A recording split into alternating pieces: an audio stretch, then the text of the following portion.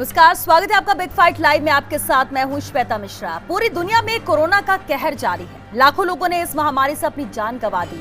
करोड़ों लोग अभी भी इस बीमारी की जद में हैं। संक्रमण तो कम हो गया है, लेकिन खतरा अभी भी बरकरार है और इसी खतरे को लेकर गंभीर है मरुधरा के मुखिया अशोक गहलोत। यही कारण है कि सीएम गहलोत प्रदेश में मास्क पहनना कानूनन जरूरी करने जा रहे हैं। एक और मुख्यमंत्री अशोक गहलोत कोरोना संक्रमण पर नकेल कसने के लिए नित नए फैसले ले रहे हैं। तो वहीं निगम चुनावों में प्रचार के दौरान जमकर लापरवाही बरती जा रही है। आज पहले चरण के लिए प्रचार का शोर तो थम गया, लेकिन सोशल डिस्टेंसिंग की धज्जियां उड़ना बदस्तूर जारी है।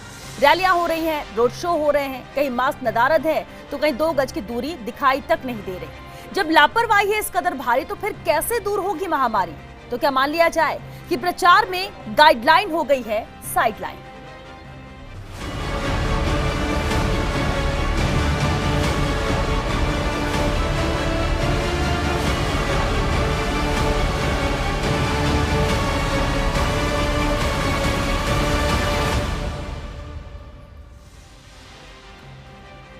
सीएम गंभीर, मास्क लगाना कानूनन होगा जरूरी, फिर कोरोना गाइडलाइन की पालना क्यों है अधूरी? लापरवाही से लाचार या सियासी है मजबूरी? प्रचार में क्यों दिखाई नहीं दी 2 गज की दूरी? और सबसे बड़ा सवाल कि चुनाव के दौरान कोरोना गाइडलाइन क्यों हुई साइडलाइन? बिग फाइट में बहस आज इसे है मुद्दे पर, और बहस के लिए हमारे साथ मौजूद है खास मेहमान। चलिए उनसे रूबरू करा दे आपको। हमारे साथ है कांग्रेस विधायक अमीन कागजी जी, बीजेपी नेता अमित गोयल जी हमारे साथ हैं, जोधपुर नगर निगम के पूर्व उप महापौर और कांग्रेस नेता न्याज मोहम्मद जी हमारे साथ हैं, पूर्व आरएएस अधिकारी सुरेश सिंधी जी हैं, और साथ ही ब्यूरो चीफ योगेश शर्मा भी हमारे साथ हैं। बहुत स्वागत है आप सभी का बिग फाइट लाइव में। शुरुआत अमीन कागजी जी आपसे ही करते हैं। सरकार गंभीर है, इसलिए कैंपेन चला रही है, जन जागरूकता अभियान चला रही है कि लोग समझे कि कितना जरूरी है मास्क लगाना। मास्क बांटे जा रहे हैं, दूसरी तरफ सत्र का इंतजार किया जा रहा है ताकि इसमें कानूनी रूप से मास्क लगाना अनिवार्य किया जाए। लेकिन चुनाव जब आते हैं सर, तो हर कोई सब कुछ भूल जाता है। प्रचार प्रसार में लोग भूल गए कि कोरोना भी है और हमें मास्क लगाना है, 2 गज की दूरी बना के रखनी है।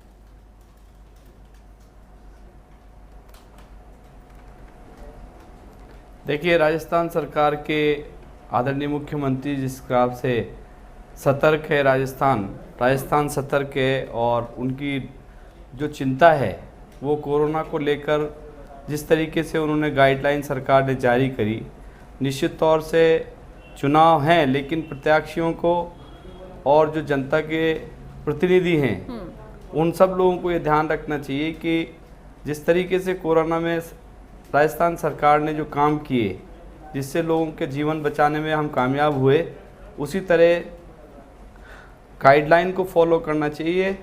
और लोगों को ज़्यादा भीड़ रैलियां, हालांकि सुनने में आ रहा है पूरे शहर में सब लोगों ने ये रैलियों का आयोजन किया, वो थोड़ा सा सोचने का विषय है।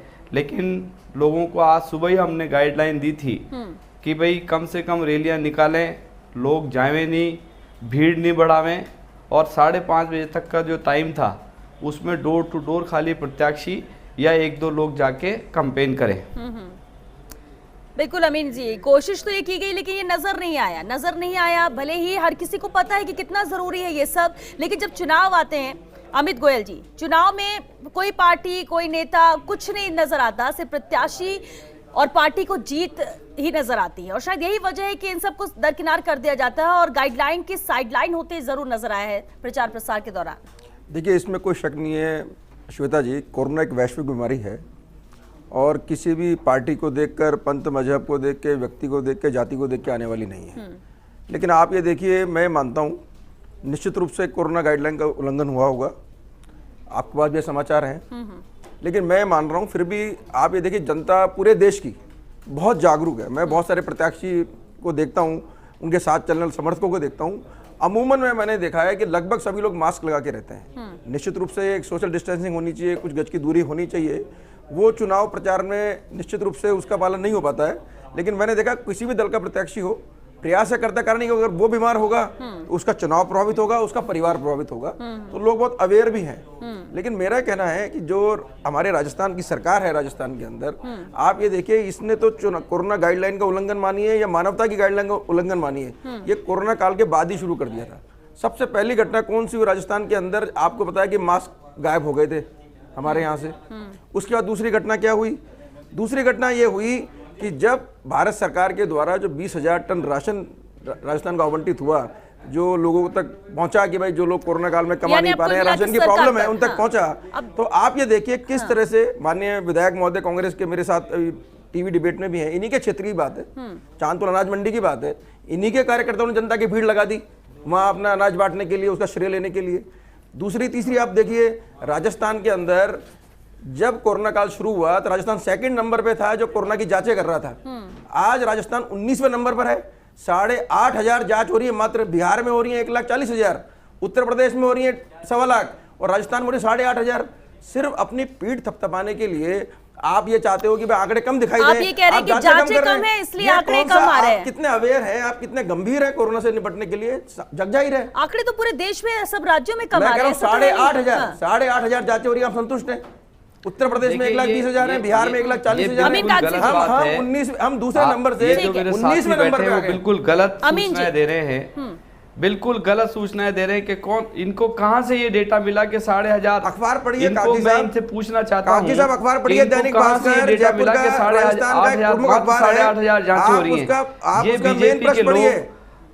यूपी की मेरे बात घर की नहीं सूचना नहीं करेंगे, है। गुजरात की बात आप नहीं दैनिक करेंगे, भास्कर राजस्थान की पढ़िए। बात करेंगे। राजस्थान अखबार की को बात पढ़िए। करते हुए थकते नहीं है। ये वो टाइम भूल गए जब पूरे महाराष्ट्र, पूरे गुजरात में आप और गुजरात महाराष्ट्र की उत्तर बातें प्रदेश में मत किस कीजिए, तरह से उसका जवाब लोगों भी की मैं मृत्यु दूंगा। हुई देखिए थी। सर, मैं अभी कह रहा हूं अभी राजस्थान हम मौजूदा अंदर स्थिति की बात कर हम रहे कोरोना हैं। जांच में 19 अमित नंबर पे जी, कैसे आगे बढ़े? अमित गोयल जी, आपने अमीन काजी जी, आपने लगातार जांचें अमित कम जी, क्यों की? ठीक है, ठीक है। हम बिल्कुल अभी कमी नहीं मौजूदा है हालात ये। की बात कर रहे हैं सर। अब इसमें हम पुरानी जाएंगे, 6 महीने पहले क्या हुआ, कहाँ क्या हुआ, वो सबको मैं पता करंट बात कर रहा है। हूं, श्वेता स्थिति जी, आज अभी का आंकड़ा मौजूदा है ये। स्थिति, आज का ठीक है अखबार का योगेश आंकड़ा है ये। जी, ठीक है योगेश जी, अब इससे क्या माने? लापरवाही से लाचार हो रखे हैं या फिर अब मजबूरी, सियासी मजबूरी है ये? अगर हम इस पूरी तरह, अब तक जो प्रचार प्रसार चला है, हालांकि 5:30 बजे शोर तो थम चुका है, लेकिन अभी दूसरा चरण भी है। श्वेता, यहाँ कानून जो है वो सबके लिए समान होना चाहिए, चाहे वो नेता हो या फिर जनता। चुनाव प्रचार इलेक्शन में हमने देखा पूरी तरह सोशल डिस्टेंसिंग नहीं देखी गई, मास्क को लेकर भी उतनी जागरूकता थी ज़रूर जयपुर में, लेकिन मुझे नहीं लगता इंटीरियर जो इलाके में जहाँ प्रचार हो रहे थे वहाँ पर इस तरह पूरी जागरूकता के साथ काम हुआ। नेताओं ने अपनी भूमिका निभाई, लेकिन उनकी मजबूरी थी वोट लेना, तो वो न्याय नहीं कर पाए इस पूरे कोरोना गाइडलाइंस के साथ। चुनाव प्रचार को लेकर न्याय नहीं कर पाए। अब बात कानून की आ रही है, तो कानून तो बने, लेकिन कानून के साथ इंस्पेक्टर राज का बोलबाला ना हो, ये भी बहुत सोचने की बात है सरकार के लिए। और हम आभार भी जताते हैं क्योंकि हमने भी पहल की, फर्स्ट इंडिया ने पहल की, और सरकार के हर कदम में सहायक बने। और सरकार का आभार इसलिए कि सरकार ने पूरी तन्मयता के साथ इस पूरे कोरोना के पीरियड को बहुत संवेदनशीलता के साथ मुख्यमंत्री ने हैंडल किया, और जिसकी तारीफ भी प्रधानमंत्री ने राजस्थान की सरकार की। तो ये बड़ी बात राजस्थान के लिए रही। और अभी कुछ दिनों पहले मैं मध्य प्रदेश जाके आया था, आप भी वहीं की बेटी है। अभी जब मैं गया तो वहाँ देखा मैंने कि वो जो जागरूकता होनी चाहिए वहाँ के इलाकों में, चाहे इंदौर हो चाहे उज्जैन हो, वैसी जागरूकता न तो मास्क के प्रति नज़र आई, न सोशल डिस्टेंसिंग के प्रति नज़र आई, जैसी जागरूकता हमारे राजस्थान में है, जयपुर में है, अन्य शहरों में है। तो वो हमारे लिए काबिल गौर है। और राजस्थान की सरकार ने जिस तरह के कदम उठाए हैं उसका नतीजा भी है कि लोगों के अंदर, पब्लिक के अंदर अवेयरनेस रही है। चुनाव एक अलग तरह का पहलू है, और उस अलग तरह के पहलू में ये बात सही है जो अमित जी ने कहा कि किस नेताओं के भी हाथ में नहीं होता कि जनता को पूरी तरह वो इस बारे में जागरूक कर दें कि नहीं, आप चुनाव प्रचार भी करें, वोट भी दें और पूरी तरह पालन भी करें। वो कह सकते हैं, जोर ज़बरदस्ती वो भी नहीं कर सकते। कानून बनेगा, ये बात अपनी जगह, लेकिन कानून, इंस्पेक्टर राज उस कानून के साथ नहीं होना चाहिए। मेरा अभी भी यही मानना है कि जो काम सोशल अवेयरनेस के जरिए, जन जागरण के जरिए किया जा सकता है, क्योंकि मन से कोई कानून को लागू करना चाहिए, थोप कर किसी भी कानून को लागू नहीं किया जा सकता। उसके अंदर मन में एक धारणा बननी चाहिए, जागरण होना चाहिए, और कानून भी इस तरह का हो जो बिल्कुल जागरूकता के साथ उस कानून का, जैसे अभी जयपुर में यही होती है कि हर चीज को देखिए आप जयपुर में जिस तरह भी पुलिस ने एक मुहिम चलाई है मास्क बांटने की, बहुत सार्थक मुहिम है वो। बिल्कुल, और कोशिश तो यही होती है, लेकिन बाद में उसके कई बार दुष्परिणाम भी नजर आते हैं, कई बार उसके नेगेटिव यूज भी नजर आता है, लेकिन बिल्कुल ये कोशिश इसे लेकर जरूर यहाँ पर। लेकिन सुरेश सिंधी जी भी हमारे साथ है, पूर्व IAS अधिकारी है। सुरेश सिंधी जी, प्रचार के लिए जो ये हुजूम निकलता है, क्या ये कोरोना नहीं बढ़ाएगा, क्या ये केसेस नहीं बढ़ाएगा? और अगर आंकड़ों की बात पर हम जाएंगे कि टेस्टिंग कम हो रही है, आंकड़े यहाँ पर इसलिए कम नजर आ रहे हैं, ये सब दरकिनार है, लेकिन अगर इन्फेक्टेड होंगे लोग, कुछ चीजें जिनकी पालना करने की बात कही जा रही है, फिर चुनावों के दौरान ये इसकी पालना क्यों ना हो, क्यों बाद में एक्सक्यूजेस दिए जाए?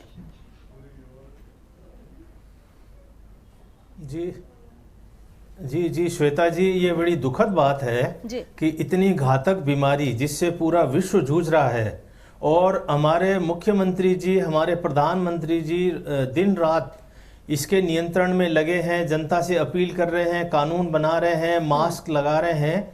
और आप प्रशासनिक अधिकारियों को, पुलिस अधिकारियों को देखेंगे तो SP स्तर के अधिकारी, SHO और पुलिस और प्रशासनिक अधिकारी जगह जगह जाकर मास्क बांट रहे हैं और मास्क लगाने के लिए पाबंद कर रहे हैं। नगर निगम के अधिकारी, अन्य विभागों के सभी अधिकारी जनता को जागरूक कर रहे हैं। और दुखद बात यह है कि नेतृत्व का जो गुण होता है, नेतृत्व का मतलब यही होता है कि आप अगर नेता हैं तो आपके जो फॉलोअर हैं, समर्थक हैं, वो आपकी बात मानने चाहिए। और समर्थक, फॉलोअर जो है वो अपने नेता को देखते हैं कि हमारे नेताजी ने नहीं लगा रखा है तो फिर हमें क्या फर्क पड़ता है। ये बड़ा गलत था। अनुशासन की पालना सबसे पहले जो सबसे बड़ा लीडर है उसको करना चाहिए। अगर उसने नहीं लगा रखा है तो वो अपने कार्यकर्ताओं को किस तरह से कहेगा। और ये जो रैली कल्चर है, भीड़ कल्चर है, इसमें परिवर्तन लाना चाहिए। अब काफ़ी जागरूकता आ गई है, व्हाट्सएप और सोशल मीडिया के जरिए प्रचार किया जा सकता है। इस तरह के हुजूम और भीड़ ले जा करके कोई फर्क नहीं पड़ता। जनता पार्टी कैंडिडेट को पहचानती है, कैंडिडेट के पहले किए हुए कार्यों को पहचानती है। तो मुझे नहीं लगता इस तरह के भीड़ और हुड़दंग से कोई कैंडिडेट जीत पाएंगे।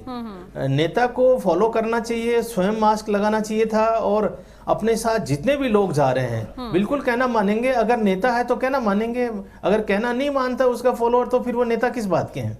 नेतृत्व का अगर गुण नहीं है, अगर उसके समर्थक उसका कहना नहीं मानते हैं तो फिर किस बात की नेता। बिल्कुल, हमारे साथ न्याज मोहम्मद जी भी हैं, पूर्व उप महापौर है जोधपुर नगर निगम के। न्याज मोहम्मद जी, देखिए आप तो उप महापौर रह भी चुके हैं, पहले और अब में बहुत फर्क आ गया है प्रचार प्रसार, क्योंकि अब कोरोना भी साथ है। जरूरी हो गया था क्योंकि एक साल से महापौर नहीं है, वो काम जो महापौर कर सकता है वो दूसरे एडमिनिस्ट्रेटिव ऑफिसर नहीं कर सकते हैं। जरूरी था चुनाव कराना, लेकिन साथ ही साथ अगर हम प्रचार प्रसार की बात करते हैं, क्या ये प्रत्याशियों की जिम्मेदारी नहीं बनती कि वो अपने फॉलोवर्स को, अपने कार्यकर्ताओं को पाबंद करते? वहां पर सब भूल क्यों जाते हैं? और यही देखने को मिला इन दिनों जब प्रचार जारी था।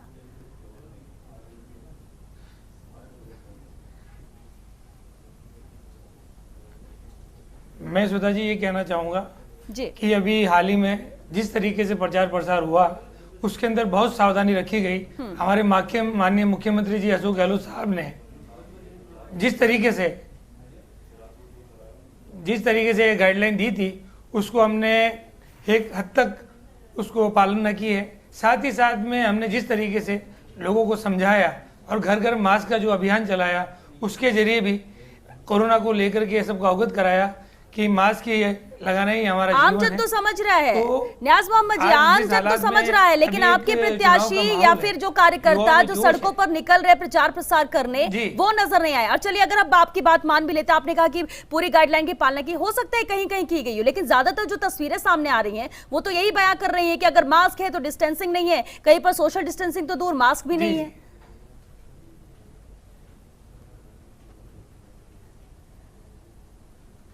वो युवाओं का जोश है जिसको हम कह सकते हैं, उनको समझाते हैं लेकिन जोश के अंदर वो एक हो जाते हैं, साथ साथ हो जाते हैं, मास्क खुद हट जाता है। तो कहीं ना कहीं हमें इस बात के लिए और अवेयरनेस करनी पड़ेगी, समझाना पड़ेगा। उम्मीद है कि चुनाव प्रचार अभी समय है और सभी लोग घर घर जाएंगे और साथ में वोट मांगने की अपील भी करेंगे और मास्क लगाने की और 2 गज दूरी की भी अपील करेंगे। चलिए अपील तो सरकार भी कर रही है, जागरूकता अभियान तो सरकार भी चला रही है, आम जन समझ भी रही है, लेकिन ये जब चुनाव आते हैं ना तो हवा ही बदल जाती है। अमीन कागजी जी, अब जिस तरह से न्याज मोहम्मद जी कह रहे कि युवाओं का जोश है, जोश में ही तो होश खो बैठते हैं युवा, जोश में ही तो लापरवाही होती है और लापरवाही से ही कोरोना ने कितनों की जान ली है, ये पूरा देश जानता है। अब किसी की तो जिम्मेदारी बनती है, प्रत्याशी की जिम्मेदारी होनी चाहिए यहाँ पर, कार्यकर्ता जो उनके साथ है अगर वो फॉलो नहीं करते हैं। बिल्कुल हम सारे सियासत, चाहे किसी भी पॉलिटिकल पार्टी का कोई लीडर हो, हम सब की सामूहिक जिम्मेदारी है कि कोरोना की लड़ाई किस तरह से लड़ें हम लोग। और मैं कहना चाहता हूं कि जब ये नगर निगम के इलेक्शन की बात चल रही थी तो मुख्यमंत्री जी ने एक डिसीजन किया और जयपुर से इस कैंपेन को शुरू इस लिहाज से किया था कि आने वाले दिनों में निश्चित तौर से हमको इलेक्शन का सामना करना पड़ेगा, इसलिए लोगों को 1 महीने पहले ही ये सारे काम शुरू करने के लिए माननीय मुख्यमंत्री जी ने अल्बर्ट हॉल से ये प्रोग्राम शुरू कराया और किशनपोल विधानसभा क्षेत्र के तमाम जो बड़े मार्केट हैं उसके अंदर एक सीनियर मंत्री जी को भेजा और उन्होंने अवेयरनेस कैंप चलाया। मैं कहना चाहता हूं कि आज भी जयपुर में जिस तरीके से पुलिस और प्रशासनिक लोगों के द्वारा अवेयरनेस कैंप चलाया जा रहा है उससे निश्चित तौर से बीमारी पे कंट्रोल होगा। ये बात बिल्कुल सही है कि लोग जोश में आके होश खो देते हैं, लेकिन सबको समझना पड़ेगा कि ये बहुत महत्वपूर्ण जिम्मेदारी हम सब पे आई हुई है। हमको इन सब लोगों को समझाते भी हैं। बिल्कुल, देखिए कोई सिर्फ सरकार चाहे या मुख्यमंत्री चाहे उससे कुछ नहीं होने वाला। जागरूकता अभियान बिल्कुल सही है, इसलिए चलाया जा रहा है कि आम जन जागरूक हो और हर कोई अपनी जिम्मेदारी को समझे, और तभी हम कह सकते हैं कि यार कोरोना के साथ साथ जीना है तो हर काम भी चलेंगे और कोरोना तो है ही। कर सकती है बिल्कुल ठीक कहा सर आपने। लेकिन अमित गोयल जी, अब सरकार कानून बनाने जा रही है, सत्र यहाँ पर बुलाया जाएगा। अमित जी कहना चाहता हूँ लोगों को खुद को भी समझना पड़ेगा इस बात को। लोग इसलिए जागरूक करने की कोशिश, लेकिन कानून बनाने जा रही है सरकार, तो इसमें तो साथ देगी बीजेपी विपक्ष के तौर पर। देखिए कमियां तो ठीक है, लेकिन आप इस बात से इत्तेफाक रखेंगे क्या? श्वेता जी, मैं 2 बातों से इत्तेफाक रखता हूँ। बहुत बढ़िया बात भाई योगेश जी ने कही। कोई भी कानून बनाइए, राजस्थान मेरी बात सुनिए अमित जी, 1 मिनट में बोलूं एक बार। कागजी साहब 1 मिनट, जिसमें ये हम मेरा कहना है कानून लाना पर्याप्त नहीं है। पहली चीज है जागरण अभियान। कानून लाने से सिर्फ इंस्पेक्टर राज बढ़ता है। अगर आप जनता को जागरूक कर देते हैं, जनता के सामने उदाहरण पेश करते हैं, वो ज्यादा बेहतर स्थिति बनती है। आप भी समझते हैं कि जैसे कानून बनेगा जनता के साथ में किस तरह की स्थिति आ सकती है, पहली बात। दूसरी बात, मैं राजस्थान के मुख्यमंत्री जी से एक निवेदन करना चाहूंगा। कागजी साहब 1 मिनट शांति रखिए, उदाहरण पेश किया है। कागजी साहब 1 मिनट शांति रखिए, सुनिए बात को पूरी। आप बोलिएगा, मैं मना नहीं कर रहा हूँ। जनता कागजी साहब शांति से सुनिए तो सही एक बार। कहना चाह रहे हैं। दूसरा, मैं माननीय मुख्यमंत्री जी से निवेदन करना चाहूंगा कि सिर्फ ये आंकड़े दिखाने के लिए राजस्थान में हमने कोरोना को किस तरह नियंत्रित किया है, आपने जांचें कम कर दी। ऐसा मानवीयता के साथ में अपराध मत कीजिए, राजस्थान की जनता के साथ छल मत कीजिए। आप जांचों की संख्या बढ़ाइए, आपके हाथ में झूठा। आप कोशिश करिए कि राजस्थान के अंदर रोज 1 लाख जांचें हो, 50,000 जांचें हो। आप उसको 8,500 पे ले आए और राजस्थान की जनता को कानून लाके इंस्पेक्टर राज लादना चाह रहे हैं। उससे बढ़िया ये है कि आप जनता को जागरूक कीजिए। कानून आ जाएगा, ठीक है, हर चीज के थोड़े कुछ नेगेटिव पहलू होते हैं, लेकिन आपको लगता है कि कानून आना चाहिए? भले ही एपिडेमिक एक्ट पहले से है, पहले ही सख्ती बरती जा रही है, आपको लगता है कानून आने के बाद ज्यादा सख्त हो सकेगा, लोग ज्यादा डर से ही सही लेकिन मास्क लगाएंगे? देखिए रामचरितमानस में भी कहा गया है, भय बिन प्रीत होत गुसाई। तो कई बार ये होता है कि कानून बनने से कई बार जब कोई कानून बनता है लोगों में डिसिप्लिन पैदा होता है, एक अनुशासन पैदा होता है। कानून का मतलब अनुशासन से जोड़कर हमें देखना चाहिए। तो आज भी मान लीजिए जयपुर है, तो कैसे कोटा है, अजमेर है, बड़े शहर हैं, यहाँ जरूर जागरूकता रहती है लोगों में, लेकिन कई छोटे कस्बों में देखा है कि मास्क के प्रति अवेयरनेस नहीं रहती। कानून बनने से ये होगा कि मास्क के प्रति ज़्यादा संजीदगी बरती जाएगी लोगों के जरिए और ज़्यादा अवेयरनेस लोगों के अंदर आएगी और उनको लगेगा कि जैसे हेलमेट था, हेलमेट पहले आज से कई साल पहले जब कानून नहीं बना था तो लोग बिना हेलमेट पहने घूमते थे। हेलमेट का जब कानून आया आज जयपुर में तो आगे और पीछे दोनों दुपहिया वाहन वो लोगों की आदत में शुमार आ गया। निश्चित तौर पर एक कानून का मतलब एक अनुशासन है। जी बिल्कुल, कानून का मतलब अनुशासन, और लोग अनुशासन में रहेंगे भले अभी, इसलिए तो जागरूकता अभियान चलाया जा रहा है कि लोग जागरूक हो सके। एक आखिरी सवाल सुरेश सिंधी जी, कानून बनेगा तो आपको लगता है कि हाँ तब शायद लोग सख्ती से इसकी पालना कर सके कि कहीं चालान ना कट जाए, इस डर से ही सही लेकिन मास्क लगाएंगे? लेकिन और दूसरी बात कि वो अभी तो इतना हमने देखा कि किस तरह से गाइडलाइन की धज्जियां उड़ी हैं, लेकिन वोट कास्ट करने के दिन दोनों चरणों में कितनी बड़ी जिम्मेदारी और चुनौती रहेगी?